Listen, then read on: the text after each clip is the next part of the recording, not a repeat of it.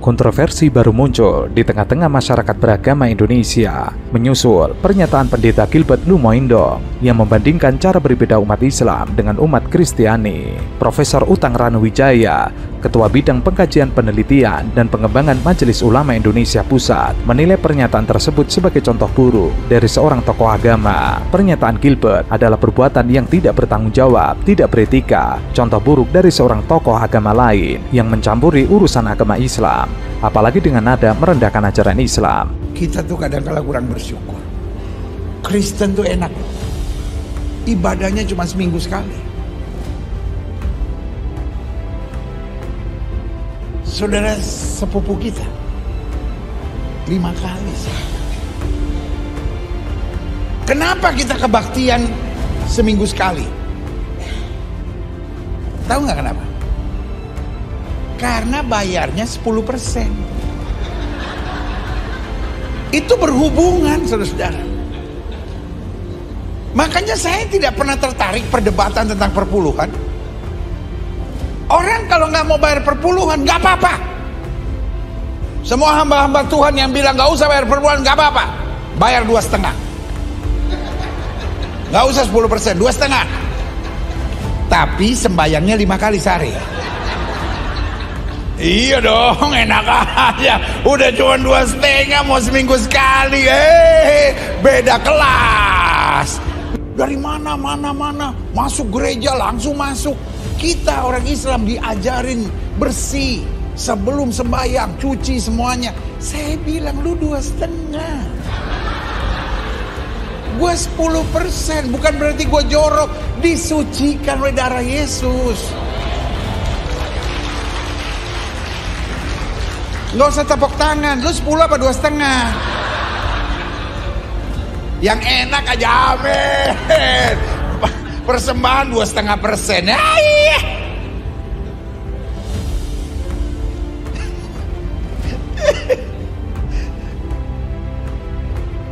Pak Guntur mana?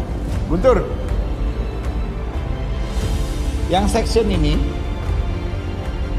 mulai minggu depan jangan taruh kursi. Yang 2,5 duduk di situ. Pasti bayar perpuluhan dia. Puas banget dia seminggu sekali. Gak usah cuci-cuci, ya kan? Gak usah bergerak-bergerak.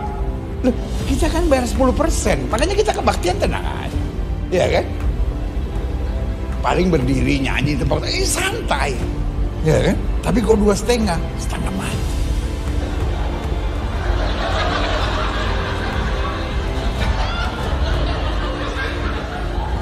Yang paling berat terakhirnya mesti lipat kaki. Nggak semua orang bisa, iya kan? Kaki mesti dilipat, ayah. Tapi ya udahlah 2,5. Ia menambahkan bahwa tindakan tersebut telah melanggar prinsip dasar keberagamaan yang menyerukan harmoni dan toleransi antar umat beragama. Lebih lanjut, ia menggambarkan tindakan Pendeta Gilbert sebagai pelecehan terhadap ajaran Islam yang sangat fundamental, terutama menyangkut soal rukun Islam yaitu ibadah sholat dan zakat. Tindakan tersebut bisa dianggap sebagai pelanggaran hukum di bawah pasal penodaan agama yang termuat dalam KUHP pasal 156A Undang-Undang PNPS nomor 1 tahun 1965 dan Undang-Undang ITE. Yang dilakukan oleh Pendeta Gilbert sudah lompat pagar ke rumah orang. Ia mencampuri urusan agama orang lain, yakni urusan internal umat Islam, apalagi dengan nada merendahkan ajaran Islam. Ia juga menekankan bahwa kejadian ini bisa mengganggu keharmonisan hubungan antar umat beragama yang sangat sensitif, berpotensi menimbulkan gesekan dan instabilitas dalam kehidupan masyarakat berbangsa dan bernegara. Sejatinya, antar umat beragama terjalin kehidupan bermasyarakat secara harmonis, saling menghormati ajaran akidah dan ibadah masing-masing agama, toleran dan tidak boleh saling mencampuri urusan agama masing-masing, apalagi menistakannya.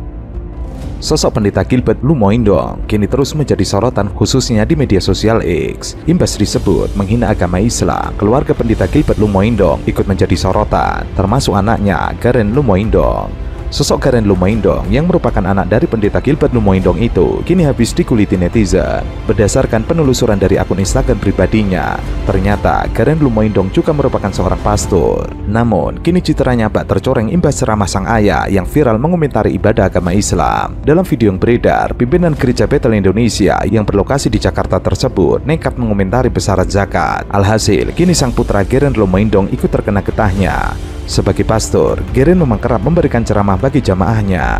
Namun yang menjadi sorotan ialah salah satu materinya terkait ibadah pembebasan keuangan. Putra dari pendeta Gilbert tersebut disebut meminta jemaatnya melakukan transaksi dengan limit waktu yang ditentukan. Ia mengatakan menjadi saksi Tuhan, tidak ada komunikasi sedikit pun dengan Pastor Thomas, tidak ada urusan dengan bank, tapi Roh Kudus yang berbicara kepadanya tabur sebelum jam 2 siang besok. Alhasil, unggahan tersebut menuai beragam reaksi yang terlihat melalui kolom komentar. Like father, like son, dalam apa yang disebut ibadah pembebasan keuangan, jemaatnya diminta bertransaksi dengan Tuhan dan diberi limit waktu untuk segera melakukan transfer. Tentu saja rekeningnya bukan rekening milik Tuhan. Terlepas bapaknya, jejak anaknya memang ngaco. Mendingan jangan bahas beginian. Ini lama-lama makin gak jelas.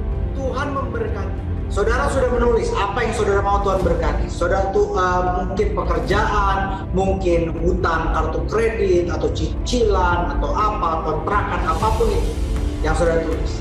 Nah, sekarang ingat ada dua ya, bukan cuma Tuhan berkati, tapi kita menabur. Sekarang saya mau saudara menuliskan nominal yang saudara akan tabur di kertas itu. Sebelum saudara tulis, pikir baik-baik. Maksudnya bukan pikir baik-baik. Saudara mungkin ngerasa gini, wah ini saudara yang saudara tabur harus sesuai dengan yang Roh Kudus gerakkan. Sekali lagi, harus sesuai dengan yang Roh Kudus gerakkan. Salah satunya gimana? Misalnya saudara ngerasa, waduh, saya disuruh tabur 3 juta. Besar banget, ini pasti suara setan. Enggak. Setan tidak akan pernah suruh saudara untuk nabur untuk pelayanan. Kalau saudara ngerasa itu suara setan, saudara salah. Berapapun nominal yang Roh Kudus taruh dalam hati saudara, yang ada di rekening saudara, berapapun nominal yang Roh Kudus sekarang kasih tahu saudara, saudara tuliskan. Saudara tulis nominal sekarang, saya akan tabur sedemikian, sesuai dengan yang Roh Kudus perintahkan ya, sesuai dengan yang Roh Kudus tuntut. Tuliskan dalam nama Yesus.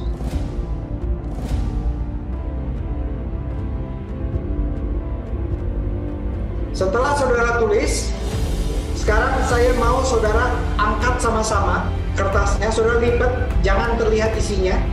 Angkat kertasnya, terlihat di kamera sama-sama. Ya, yang tulis di handphone dibalikkan supaya tidak kelihatan. Sama-sama. Kita akan nyanyi satu lagu tadi, dan saya akan mendoakan secara khusus setiap taburan benih saudara. Dan ini yang saya terima barusan. Saudara yang mau menabur ini, saudara transfer paling telat besok jam 2 siang.